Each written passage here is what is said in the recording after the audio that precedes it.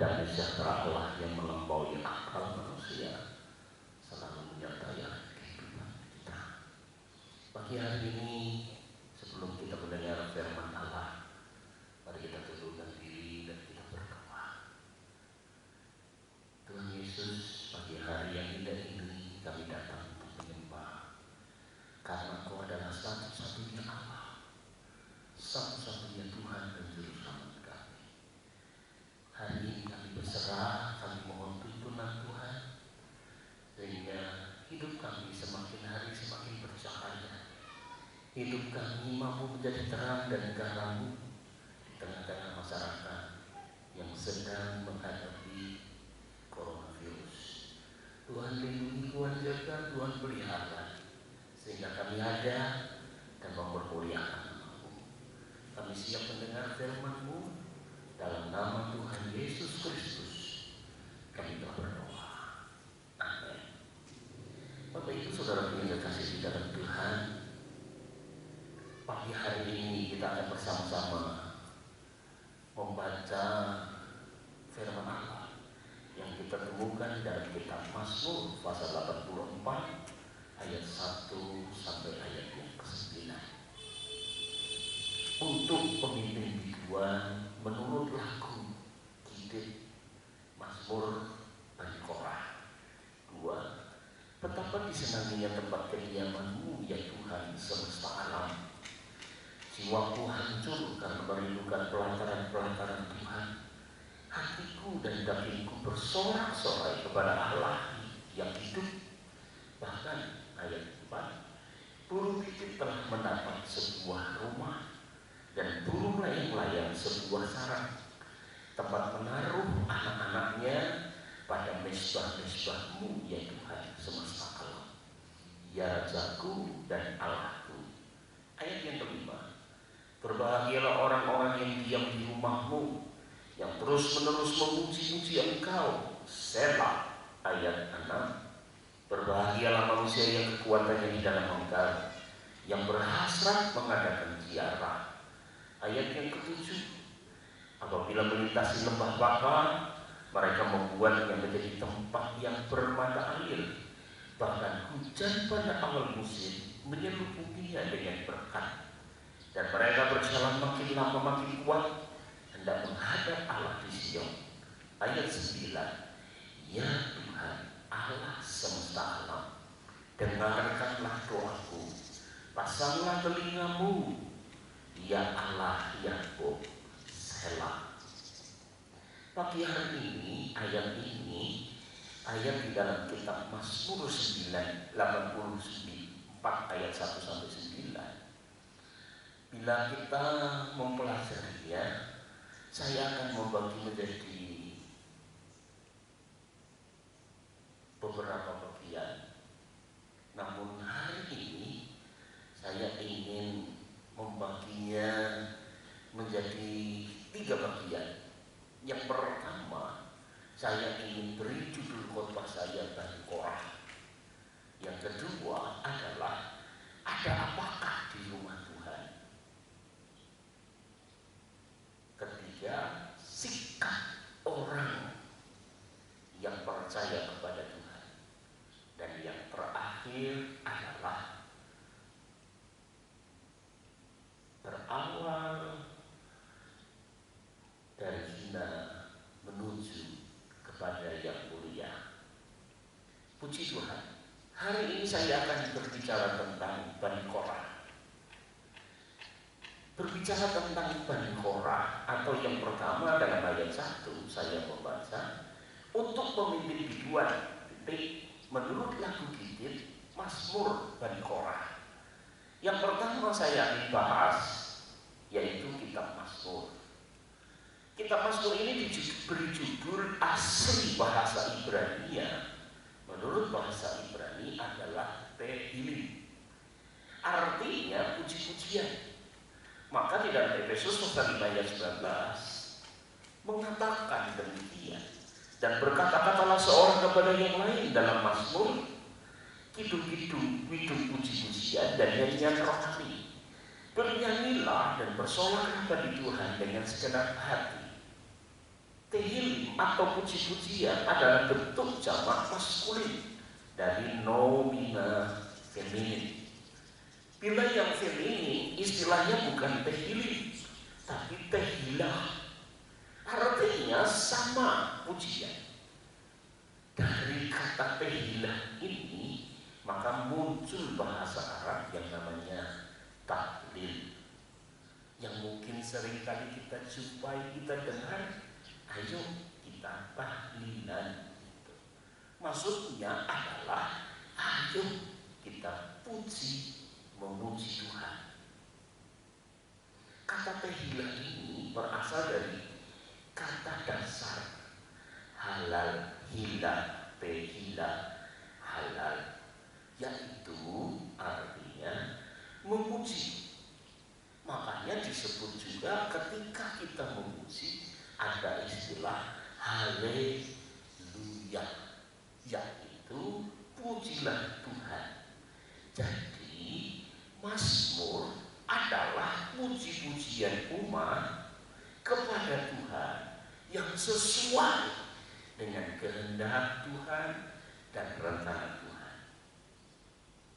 Jadi secara lengkap kitab Mazmur ini disebut dalam bahasa Ibrani itu Sefer Tehillim. Dalam terjemahan bahasa Indonesia, kitab ini dinamai dari kata serapan Arab kitab Mazmur. Bandingkan dengan kata Ibrani, selain Tehillim dan Tehilah, itu adalah Mizmor, artinya nyanyian. Bila kita membaca Matius 23 ayat 1, Mazmur atau Mizmor Daud, Tuhan adalah gembalaku, takkan kekurangan aku. Kata Mizmor hanya muncul dalam kitab Mazmur. Kata tersebut selalu muncul dalam ayat pertama di setiap Mazmur, nyanyian atau pujian. Mengenai kitab Mazmur yang lebih lengkap, ya mari kita belajar, kita membacanya kitab Mazmur. Maka kita akan menemukan pemahaman ini. Jelas bahwa kitab Mazmur ini adalah buku lagu atau puisi ataupun syair, nyanyian pujian yang berisi pengajaran ataupun pernyataan kasih umat Tuhan atau juga pertolongan Tuhan kepada setiap umatnya. Orang-orang lain di bait Allah akan menyanyikan Mazmur yang ditulis menurut tradisi Raja Daud. Mereka biasanya menyanyikan puji-pujian bagi Allah sambil main-mainkan beragam alat-alat musik. Contoh Mazmur 150 dari ayat 1 sampai ayat yang 6. Haleluya, pujilah Allah dalam tempat kudusnya, pujilah Dia dalam cakrawalanya yang kuat, pujilah Dia karena segala keperkasaannya, pujilah Dia sesuai dengan kebesarannya yang hebat, pujilah Dia dengan tiupan sangkakala, pujilah Dia dengan gambus dan kecapi, pujilah Dia dengan rebana dan tari-tarian, pujilah Dia dengan permainan kecapi dan seruli, pujilah Dia dengan ceracap yang berdenting, pujilah Dia dengan ceracap yang berdentang. Biarlah segala yang bernafas memuji Tuhan. Haleluya. Mazmur. Saudara terkasih, yang kedua kita akan mempelajari tentang istilah kidit. K-I-T-I-T. Kidit. Kidit adalah istilah musik yang artinya tidak dapat dipastikan karena tradisi zaman dulu. Mungkin dalam superskripsi Mazmur pasal 1 ayat 1, pasal 8 ayat 1, untuk memimpin biduan menurut lagu kidit Mazmur Daud. Ayat pasal 81 dalam Mazmur ayat 1 juga mengatakan untuk memimpin biduan menurut lagu kidit dari Asaf. Mazmur 84 ayat 1 mengatakan untuk memimpin biduan menurut lagu kidit Mazmur Bani Korah. Dalam versi terjemahan baru dari Lembaga Alkitab Indonesia, Mazmur ini diberi judul manusia hina sebagai makhluk mulia. Kenapa? Besok saya akan bahas. Pesan dari Mazmur ini adalah bahkan seseorang merupakan kasih karunia, merupakan talenta dari Allah yang seharusnya dipakai untuk melayani Allah atau melayani Tuhan. Saudara bertalenta, layanilah Tuhan. Apapun talentamu, layanilah Dia. Ada yang berpendapat gitar adalah sejenis kecapi yang asalnya dipakai untuk mengiringi lagu Mazmur ini. Istilah tersebut tampaknya berasal dari kata Ibrani Gad, G-A-T-H, yang juga adalah nama sebuah kota di perbatasan Yehuda dengan Filistin. Ada juga yang berpendapat bahwa gitar dimasukkan sebuah melodi yang berkaitan dengan lagu-lagu yang dinyanyikan pada musim panen anggur. Karena Gad menuju ke tempat pemerasan anggur. Oleh karena itu,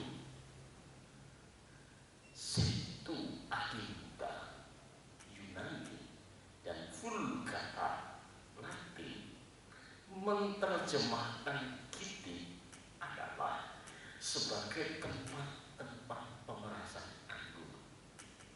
Jadi kesimpulannya, gitar ini adalah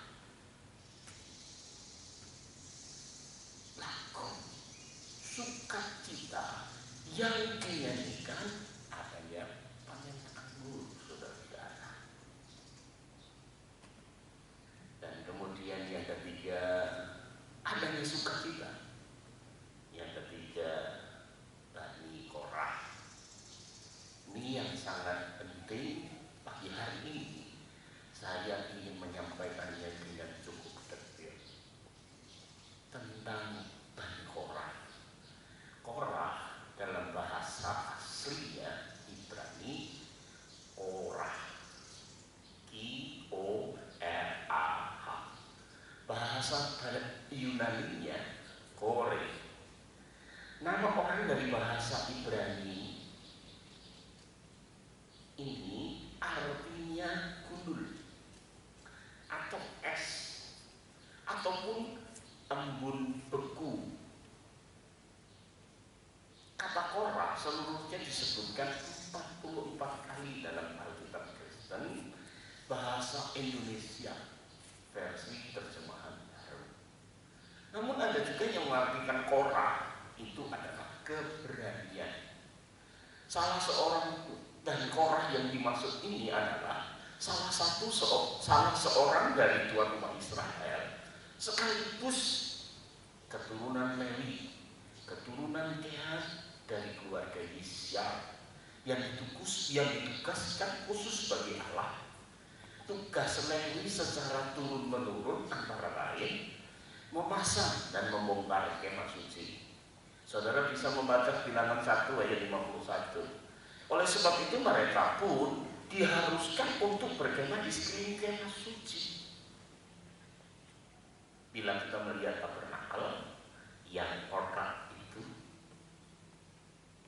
yang di depan pintu kemah itu adalah suku Yehuda.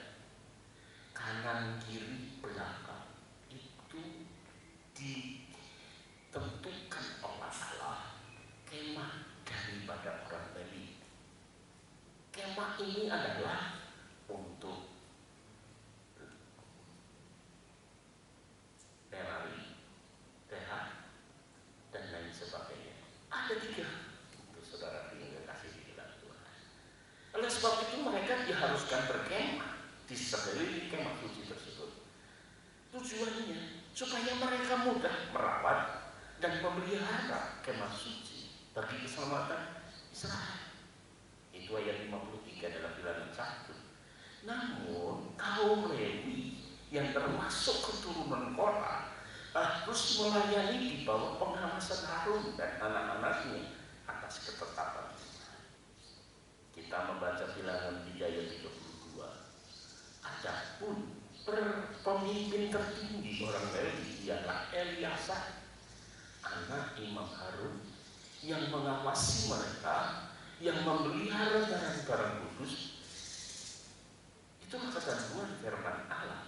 Untuk lebih jelasnya, bisa kita membaca Bilangan pasal 8 ayat 18 sampai 26. Bilangan pasal 8 ayat 18 sampai 26 saya membaca.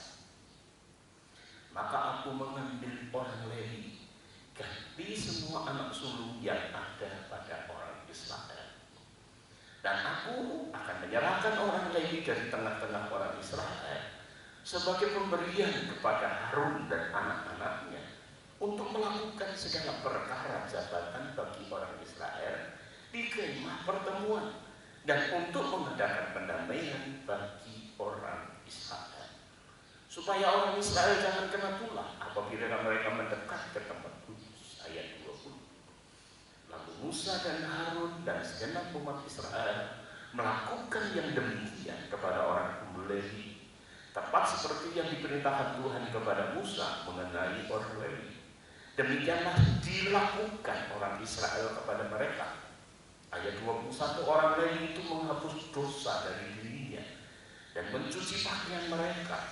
Kemudian Harun menunjukkan mereka sebagai persembahan unjukan di hadapan Tuhan dan mengadakan perdamaian bagi mereka sambil mentahirkan mereka. Sesudah itu masuklah orang Lewi untuk melakukan pekerjaan jabatan mereka di kemah pertemuan di bawah pengawasan Harun dan anak-anaknya, seperti yang diperintahkan Tuhan kepada Musa mengenai orang Lewi. Demikianlah dilakukan kepada mereka. Tuhan berfirman kepada Musa, inilah yang berlaku bagi orang Lewi. Setiap orang yang berumur 25 tahun ke atas wajib bertugas, supaya ia bekerja pada kemah pertemuan. Ayat 25, tetapi jika ia berumur 50 tahun, haruslah ia dibebaskan dari pekerjaan itu, sehingga tak usah ia bekerja lebih lama lagi. Ia boleh membantu saudara-saudaranya di kemah pertemuan dalam menjalankan tugas mereka, tetapi tidak usah lagi ia menjabat pekerjaan itu. Demikianlah harus kau lakukan kepada orang Lewi mengenai tugas mereka.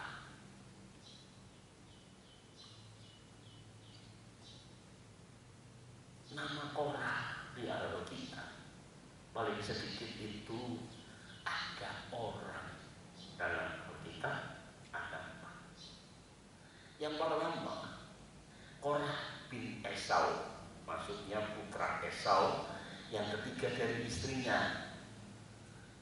Jadi ya Esau ini poligami. Istri yang ketiga itu melahirkan Korah.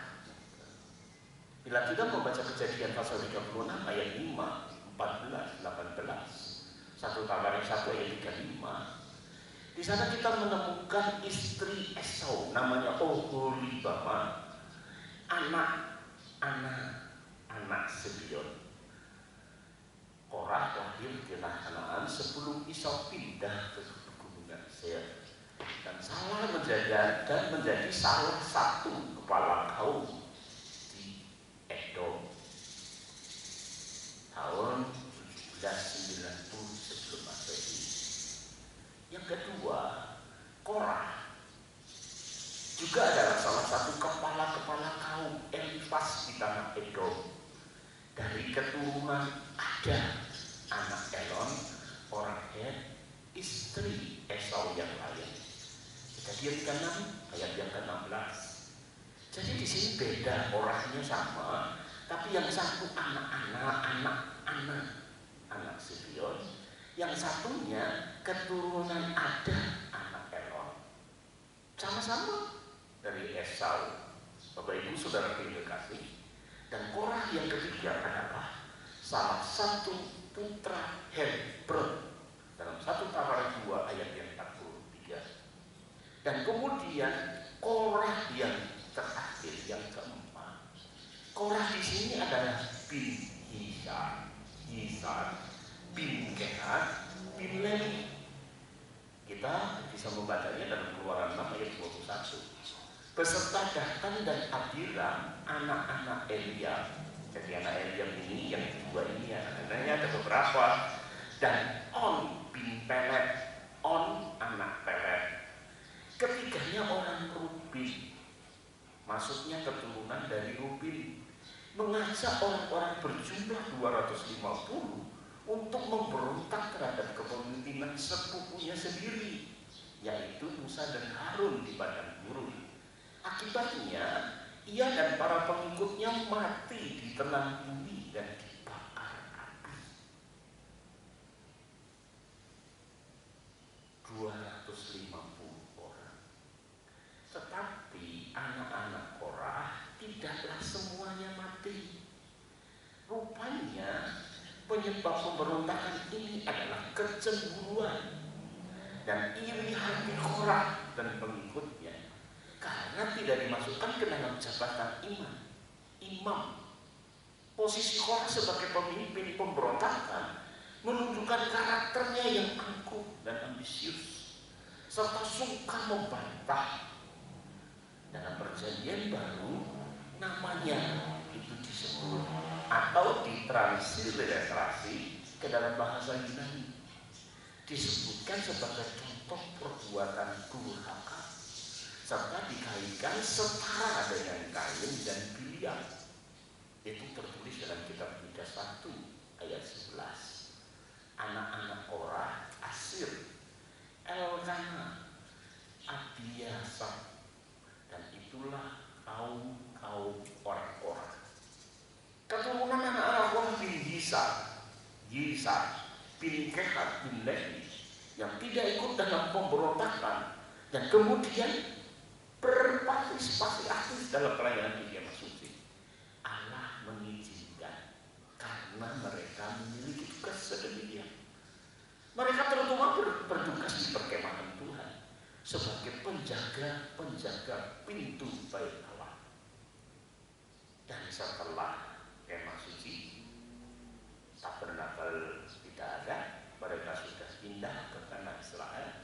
Mereka pun masih diberi tugas ketika zaman Raja Daud, itu diberi tugas sebagai penjaga pintu gerbang kota.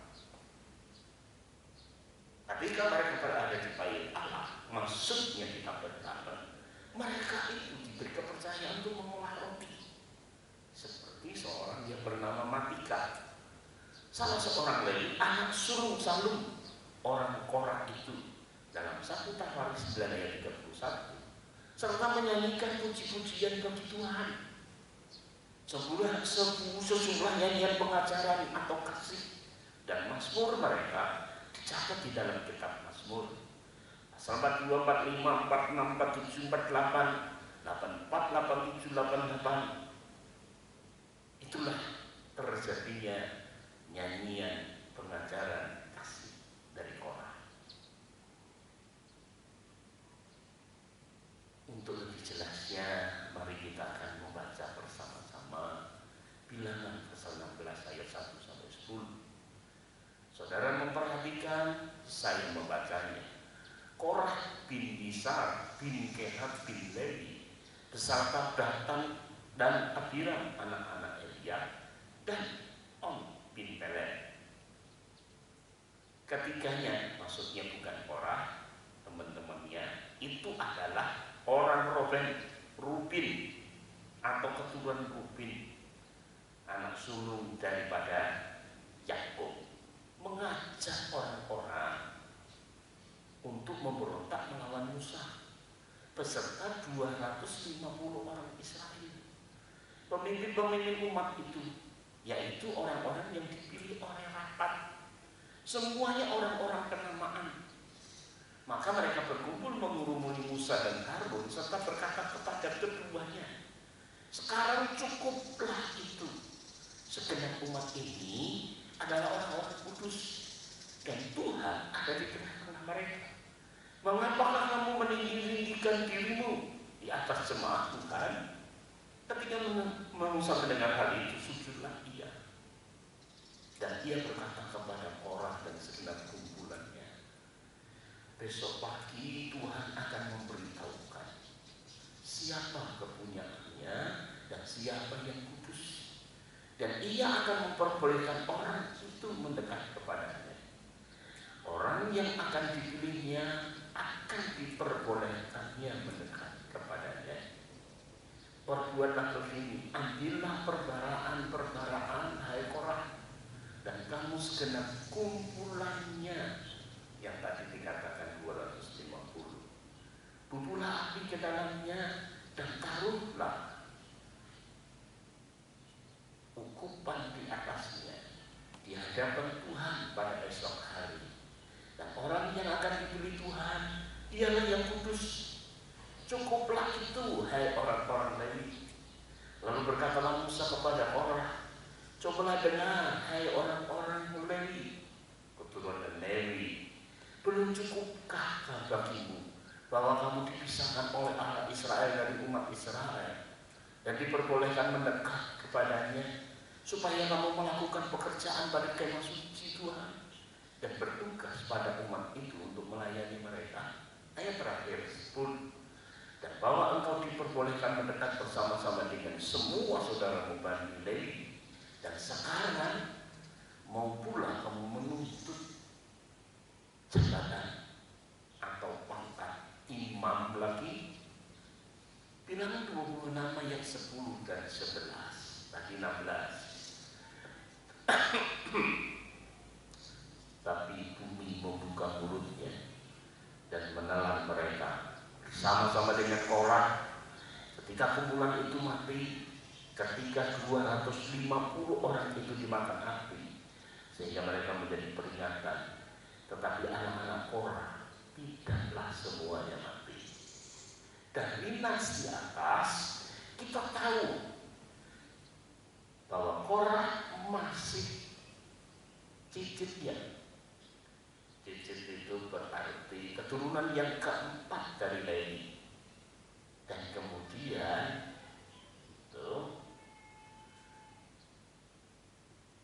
dari Bani Kehat, dari Kahat, dari keluarga Yisrael yang ditugaskan khusus bagi Allah.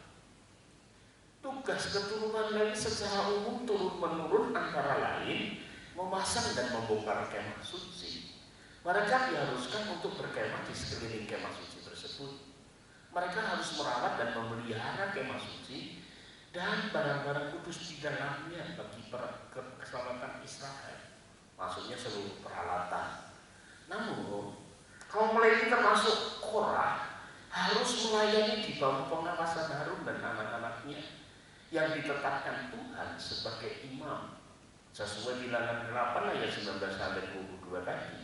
Sebenarnya ini termasuk jabatan atau pekerjaan yang mulia, di mana Bani Kehat diberi wewenang, salah satunya tentu untuk mengangkat tabut perjanjian Allah, yang mana kita tahu bukanlah sembarangan orang yang layak, yang boleh atau yang berhak. Ingat kasus kematian Usa dalam 1 Tawarikh 13.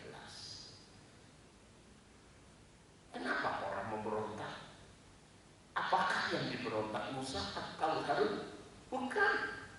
Tapi Korah memberontak atas keputusan Allah. Hati-hati, jangan berani terhadap hamba Tuhan. Dia adalah orang yang ditentukan Allah, yang dipilih Allah. Belajarlah dari kisah ini. Pada saat peristiwa di kitab Bilangan ini ditulis, keimamatan Lewi telah diganti menjadi keimamatan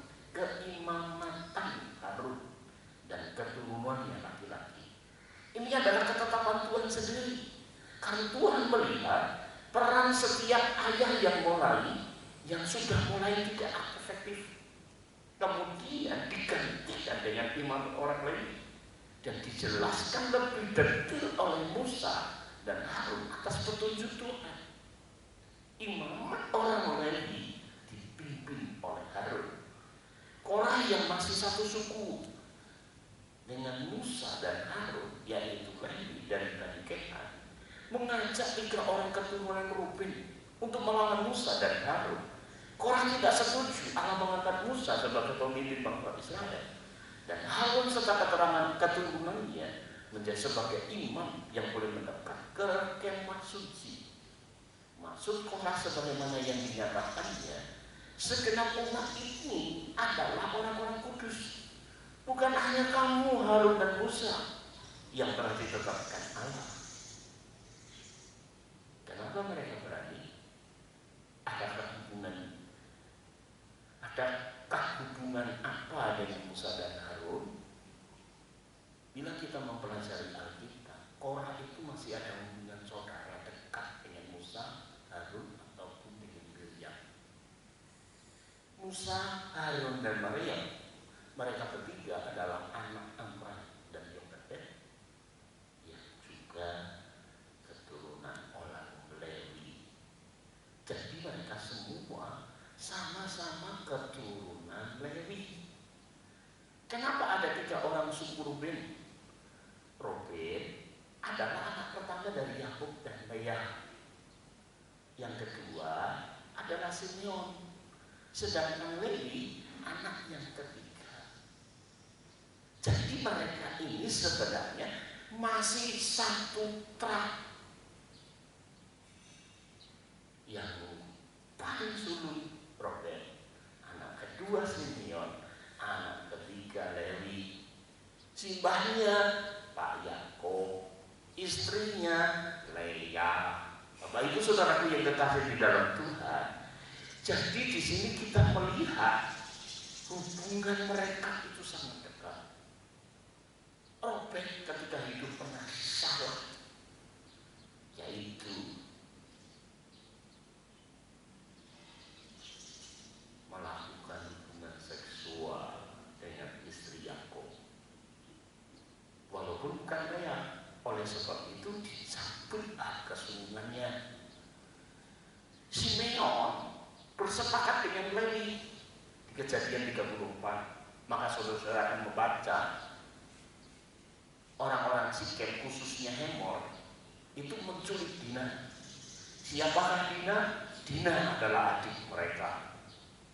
Dan akhirnya orang-orang Sikem yang dipimpin oleh Hemor mau menikahi akan Dina. Namun oleh kakak-kakaknya diberikan syarat.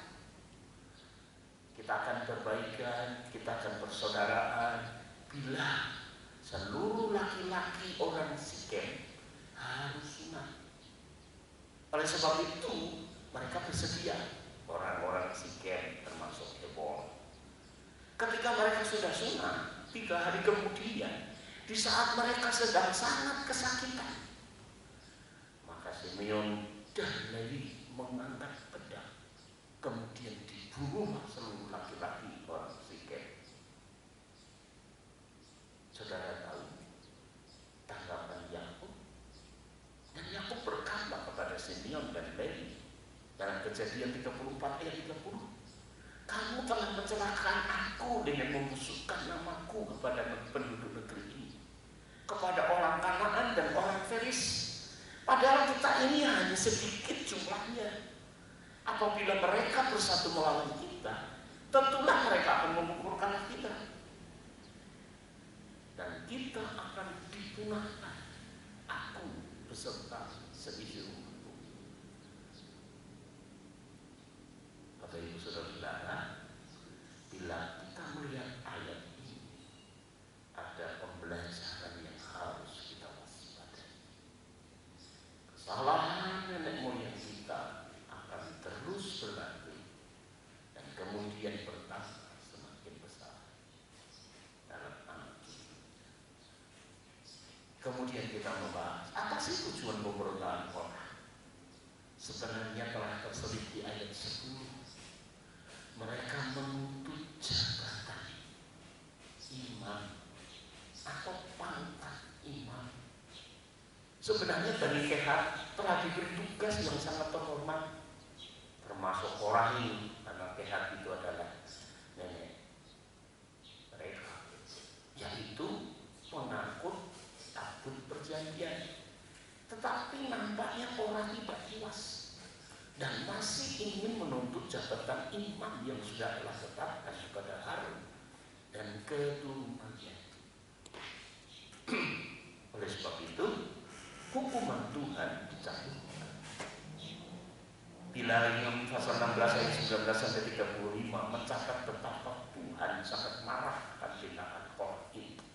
sampai menghukum Korah dan teman-teman serta seluruh isi perkemahan mereka dengan perandaan bumi yang menelan mereka. Mengapa Tuhan sangat marah? Bukankah kesalahan mereka sebenarnya sangat kecil?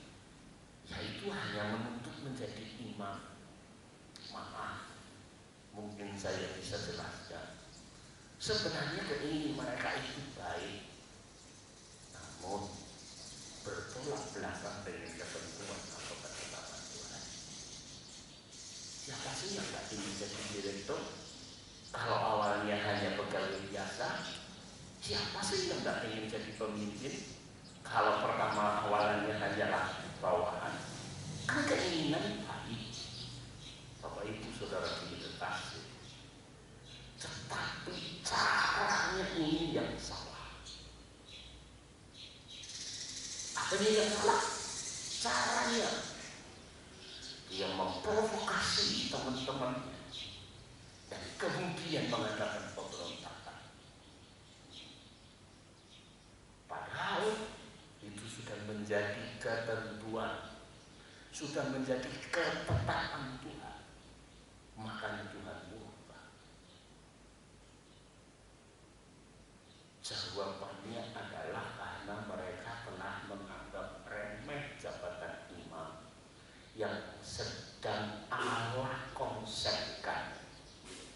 Penekanannya perihal kekudusan.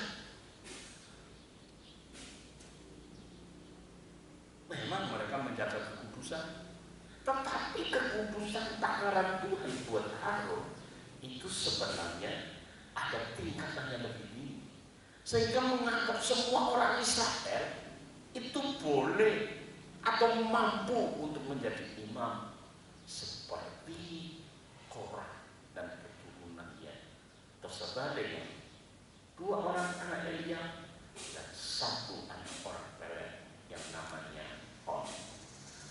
Konsep keimamatan yang Allah sedang bangun adalah untuk mengajarkan bahwa Allah adalah Allah yang maha kudus dan tidak pernah pilih dosa.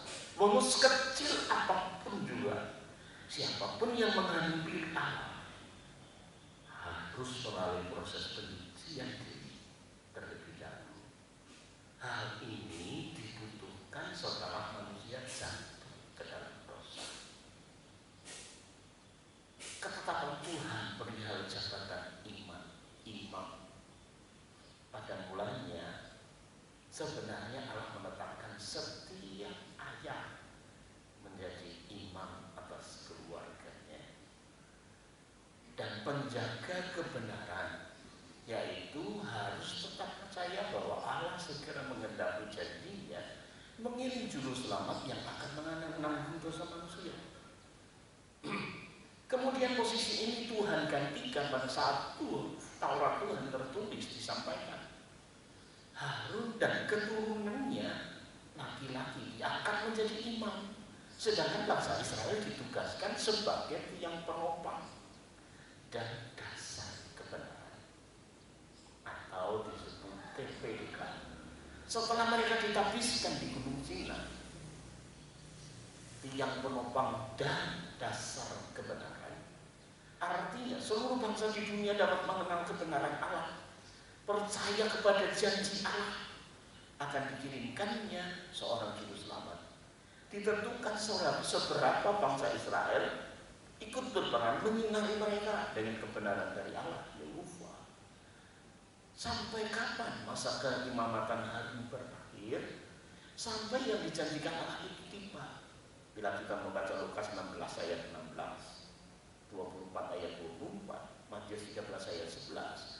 Setelah sang juru selamat tiba, yang menjadi tiang penopang dan dasar kebenaran adalah jemaat lokal yang Alkitab lihat. 1 Timotius 3 ayat 15. Sementara jabatan imam ditetapkan kepada setiap orang percaya atas dirinya sendiri. 1 Petrus pasal 2 ayat 9. Oleh karena itu tidak diperbolehkan lagi ada jabatan imam maupun praktek keimamatan dalam jemaat Allah yang benar pada saat ini. Korah dihukum, tetapi perhatikan dengan sesama, maka anak-anaknya tidak semuanya juga turut dihukum. Bilangan 26 ayat 10-11. Tadi, tetapi bumi membuka mulutnya dan menelan mereka bersama-sama dengan Korah ketika kumpulan itu mati, ketika 250 orang itu dimakan api, sehingga mereka menjadi peringatan. Tetapi anak-anak Korah tidaklah semuanya mati. Nah, maksudnya mereka yang tidak ikut berpihak atau berkumpul menjadi sekumpulan dengan Korah. Ingat ayat tadi, dan harus saksama. Alkitab mencatat bahwa Korah memiliki keturunan. Anak laki-laki Korah antara lain Asir, Elkana, Abisal. Keluaran ayat 24. Firman Tuhan mencatat bahwa anak-anak Korah tidak semuanya turut dalam bilangan yang dibinasakan Tuhan, baik saat tanah membelah dan api yang turun. Sebab sebelumnya Tuhan memerintahkan Musa agar umatnya membuat pilihan sendiri-sendiri. Mereka yang mau bergabung bersama Korah, Datan, Abiram, dan On harus tinggal berdiri di sampingnya. Sedangkan mereka yang tahu hal yang benar meninggalkan ketiga orang itu. Bapak Ibu Saudara yang terkasih, Bilangan 16 ayat 23-26. Maka berfirmanlah Tuhan kepada Musa, katakanlah kepada umat itu, pergilah dari sekeliling tempat kediaman Korah, Datan, dan Abiram. Lalu pergilah Musa kepada Datan, Abiram, dan para tua-tua Israel mengikuti dia. Berkatalah ia kepada umatnya, maksudnya Musa, baiklah kamu menjauh dari kemah orang-orang fasik ini, dan janganlah kamu kenal kepada suatu apapun dari kepunyaan mereka, supaya kamu jangan mati lenyap oleh karena segala dosa mereka. Jadi bila dilihat dengan jelas, disinilah kita melihat seluruh orang yang keturunan Korah diizinkan untuk memberikan pilihan. Tapi tidak semuanya ya Bapak Korah dan kemudian mereka sekumpulan. Nah, ada anak-anak Korah yang tidak sepaham dan memberikan pemilihan yang berbeda dengan Korah. Yang sepaham akhirnya mati, jumlahnya 250 orang. Kenapa marah? Kenapa Tuhan marah? Karena tidak hanya ini. Bila kita mempelajari, ada 14.700 dalam bilangan 16 ini yang memberontak terhadap Allah. Pemberontakan berikutnya, mereka katakan Allah membinasakan umatnya, dan mereka akhirnya protes terhadap Musa. Kemudian terjadilah bencana ini. 14.700 orang Israel meninggal, mati seketika. Oleh sebab itulah Musa Harun memberikan doa, dan tidak semuanya, seluruh keturunan Korah itu mati. Jadi satu pilihan yang sangat berat bagi anak-anak Korah saat itu, antara membela ayah mereka atau berpegang pada hal yang benar, berpihak pada Allah. Kita dapat bayangkan betapa sedihnya di Korah. Demikian pula anak-anak Korah saat mereka harus berpisah, memiliki pilihan yang berbeda, karena ternyata anak-anaknya tidak memihaknya. Ada yang memihaknya, tapi ada yang tidak. Mungkin bagi Korah, anak-anaknya sungguh membuat hatinya kecewa, karena ternyata mereka berada di pihak seberang Musa dan Harun. Anak-anak Korah membuat satu pilihan yang tepat sesuai dengan kehendak Allah, walaupun konsekuensinya secara kemanusiaan tidaklah ringan. Tetapi inilah realita kehidupan. Akan selalu ada suatu kondisi yang sulit di mana kita harus memilih. Sebab setiap individu memiliki kebebasan untuk berpikir dan berkehendak. Inilah yang membangun karakter seseorang. Apakah dia seorang yang takut akan Tuhan sepenuhnya? atau tidak, Allah menciptakan makhluk yang demikian sebab Ia inginkan disembah dan ditaati oleh makhluk yang memahami, sehingga bisa membuat keputusan sendiri. Bukan menyembah karena dipaksa, apalagi dengan ancaman segala. Enggak. Disinilah kebesaran Allah dalam penciptaan. Bapak Ibu Saudara yang kasih dalam Tuhan, Tuhan Yesus ketika datang sempat membuat pernyataan yang cukup menggoncangkan.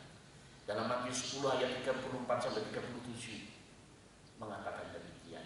Janganlah kamu menyangka bahwa aku datang untuk membawa damai di atas bumi. Aku datang bukan untuk membawa damai, melainkan pedang. Sebab aku datang untuk memisahkan orang dari ayahnya, anak perempuan dari ibunya, menantu perempuan dari ibu mertuanya, dan musuh orang ialah orang-orang seisi rumahnya. Barang siapa mengasihi bapa atau ibunya lebih daripadaku, ia tidak layak bagiku. Barang siapa mengasihi anak-anaknya laki-laki atau perempuan lebih daripadaku, ia tidak layak bagiku. Lukas 14 ayat 26 juga. Jikalau seorang datang kepadaku, ia tidak membenci bapaknya atau ibunya, istrinya, anak-anaknya, saudaranya laki-laki atau perempuan, bahkan nyawanya sendiri, ia tidak dapat menjadi muridku. Matius 22 ayat 37. Jawab Yesus kepadanya, kasihilah Tuhan Allahmu dengan segenap hatimu, dan dengan segenap jiwamu, dan dengan segenap akal budimu. Dengan memperhatikan konteks secara tepat dan baik, maka kita dapatkan kesimpulan bahwa Tuhan ingin menjadi nomor satu oknum pribadi yang dikasihi oleh manusia sebagai ciptaannya. Ini hal yang wajar dan pantas. Tentu bukan maksud Allah lantas meminta kita membenci semua orang yang di dunia ini, apalagi keluarga terdekat, ayah, ibu, istri, suami, bahkan anak-anak.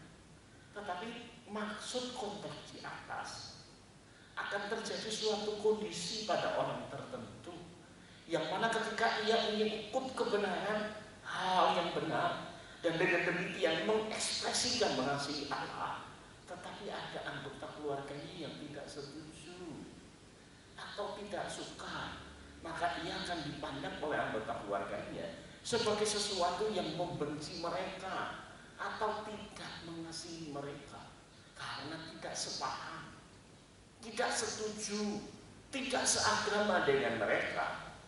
Pada kondisi demikian, Allah menginginkan kita memilih bagi kita yang telah bertobat dan menerima pengorbanan Tuhan atas seluruh dosa kita, sehingga terlepas dari hukuman dosa dan maut, maka sesungguhnya kita menyadari bahwa Ia telah memberikan segala-galanya bagi kita. Maka hal yang pantas, bahkan belum sebanding sebenarnya, bila kita juga mengasihi Dia lebih dari apapun dan lebih dari siapapun, termasuk diri kita sendiri. Tentu kita mengalami kondisi, tentu suatu ketika kita mengalami kondisi demikian, tidak lantas kita langsung frontal. Kita bisa mencoba cara sebijaksana mungkin, kecuali memang sudah tidak bisa. Tuhan pernah mengatakan, hendaklah kamu cerdik seperti ular dan tulus seperti merpati. Dalam kitab Matius pasal 10 ayat 16. Di sini Tuhan mengajarkan suatu strategi dalam kehidupan kita, bagaimana menjalankan suatu keputusan yang benar, yang sebenarnya keputusan itu bisa mengancam posisi kita seperti domba di tengah-tengah serigala. Kita tetap harus berpegang pada yang benar dan melakukan yang benar, namun diperlukan bagaimana bertindak dan berkata bijaksana. Ialah tindakan dan perkataan kita sedapat mungkin mempertimbangkan hikmat, agar tidak ada celah dosa yang kita perbuat. Kita tetap harus berpegang pada memakai yang benar dan melakukan yang benar. Namun diperlukan bagaimana bertindak dan berkata bijaksana. Biarlah tindakan dan perkataan kita tidak kembali mengancam orang lain yang kita setujui, yang tidak kita setujui keinginannya. Tidak ada tindakan yang membuat orang lain berpikir bahwa tindakan kita itu adalah tipu muslihat atau kepalsuan ataupun kemunafikan. Entah seberapa gigih kita mempertahankan keputusan kita yang benar, akan membuktikan bahwa kita orang yang berprinsip dan memiliki pendirian yang teguh. Hal ini juga yang akan dihargai oleh orang lain, bahkan mereka yang melawan keputusan kita. Kita mengasihi Tuhan dan kebenarannya secara utuh tanpa kompromi. Namun Tuhan memerintahkan kita untuk tetap mengusahakan hidup berdamai dengan semua orang, kecuali memang pihak lain yang tidak ingin berdamai karena keputusan-keputusan keperpihakan kita kepada Allah. Kita harus terus toleransi, namun maaf, tidak ada kompromi. Dua hal yang perlu kita ketahui perbedaannya dengan jelas. Saya tidak mengajarkan tentang kebenaran diri sendiri, tapi mempertahankan keputusan yang benar-benar sesuai dengan firman Tuhan atau sesuai dengan kehendak Tuhan. Apa yang dipilih oleh anak-anak Korah sudah tepat.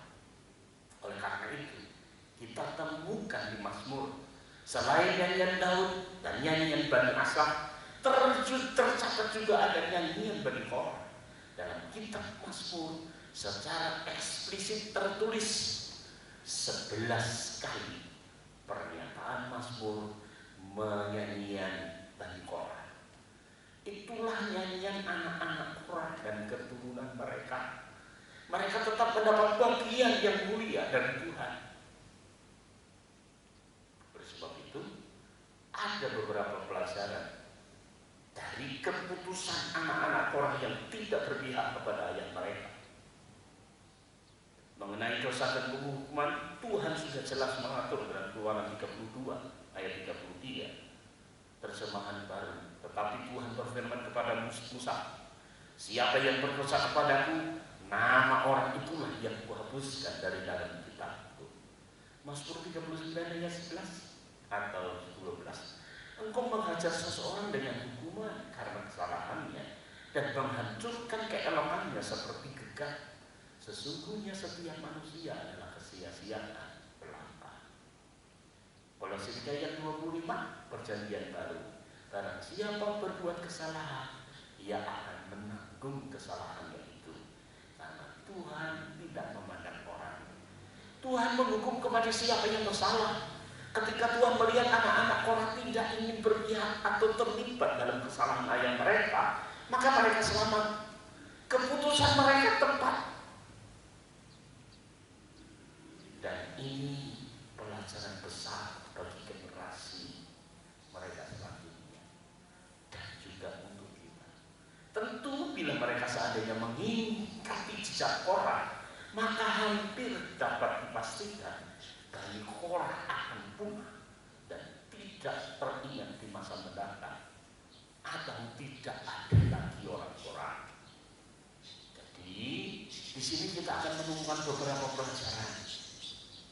Pelajaran pertama, lahirnya Samuel. 1 Tawarikh 6 ayat 27, 8. Dan anak orang ini ialah Eliab, dan anak orang ini ialah Yeroham, dan anak orang ini ialah Elkanah.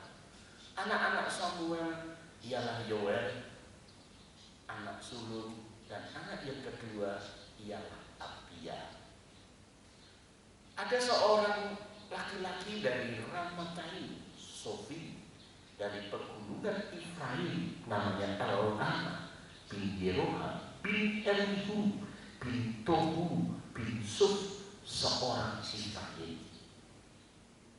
1 Tawarikh 6 ayat 33. Inilah orang-orang yang memegang tugas itu dengan anak-anak mereka dari Bani Kehat ialah Heman, penyanyi itu anak Joel bin Samuel, anaknya Joel Samuel ini, bin Elkanah, oh anaknya Elkanah.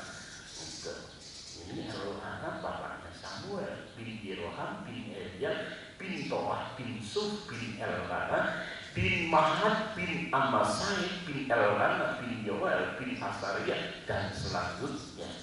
Dari catatan dan silsilah dalam 1 Samuel dan 1 Tawarikh di atas, kita dapat menarik kesimpulan bahwa Samuel adalah masih dalam generasi Bani Korah.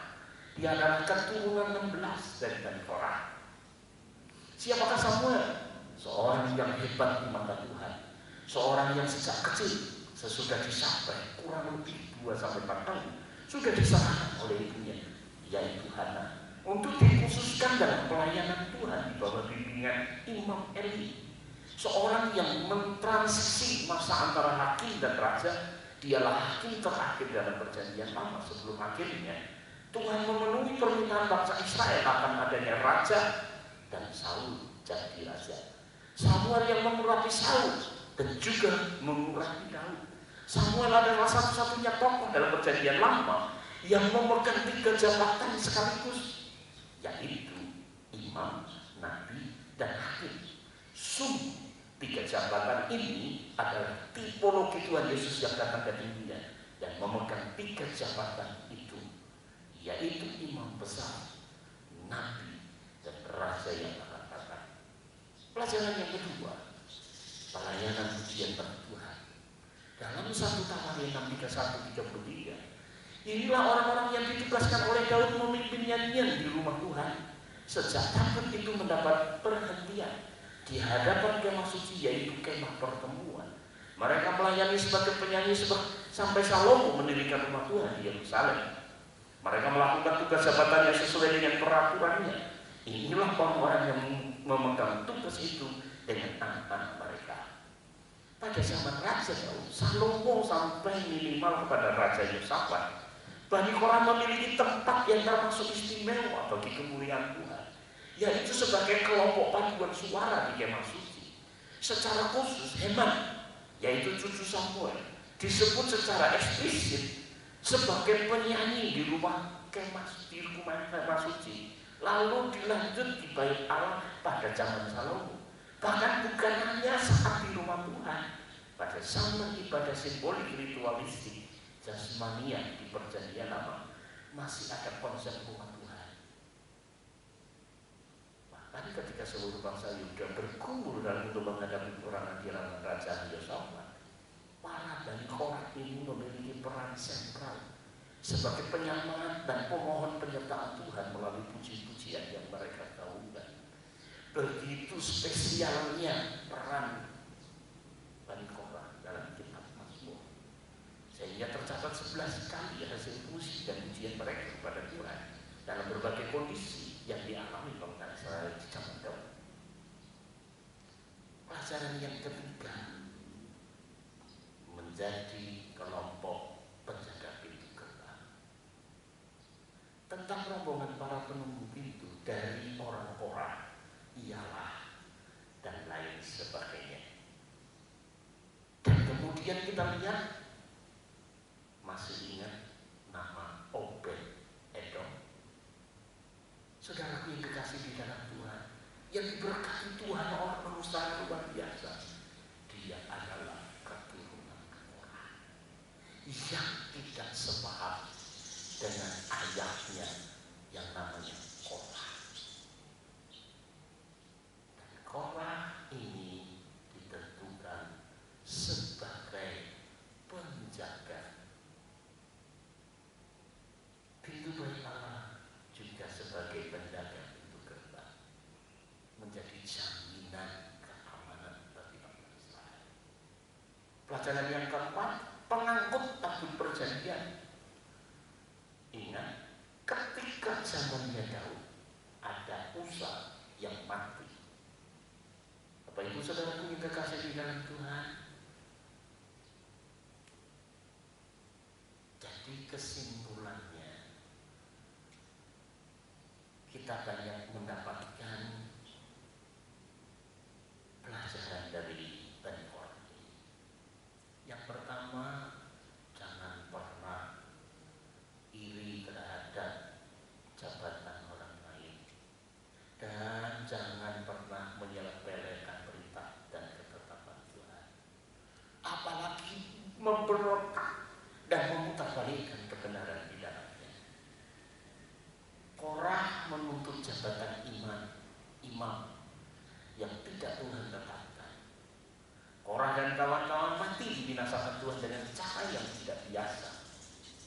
akan menjadi peringatan bagi kita hari ini. Tidak heran Yudas menuliskan dalam suratnya nama Korah di samping Kain dan Bilyam sebagai 3 tokoh yang berbahaya dan yang menyesatkan tindakannya, supaya tidak diikuti pada hari ini, hari-hari terakhir. Dan jika ada yang baik, kesasar maupun tanpa sadar melakukannya, kita perlu menegurnya dengan firman Tuhan. Yang kedua, Tuhan adalah Maha Adil yang menghukum barang siapa yang bersalah. Dialah yang akan dihukum.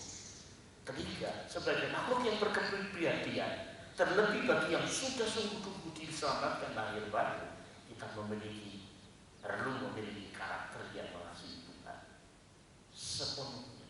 Meskipun itu harus memilih Tuhan atau orang yang terkasih kita di dunia ini. Jika tidak sejalan, maka dengan berhikmat kita perlu memilih yang benar, yang terbaik, yaitu Tuhan dan kebenarannya. Dan yang terakhir, akan ada pelajaran positif bagi generasi di bawah kita, anak cucu. Bila kita berpihak dan melakukan kebenaran serta mengasihi Allah sepenuhnya, akan diizinkan hadirnya generasi-generasi yang benar, diselamatkan, bahkan mampu membawa kemuliaan bagi hidup di dunia. Dan ini adalah pelajaran pada kebenaran.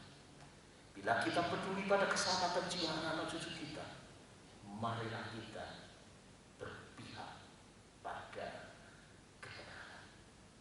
Kiranya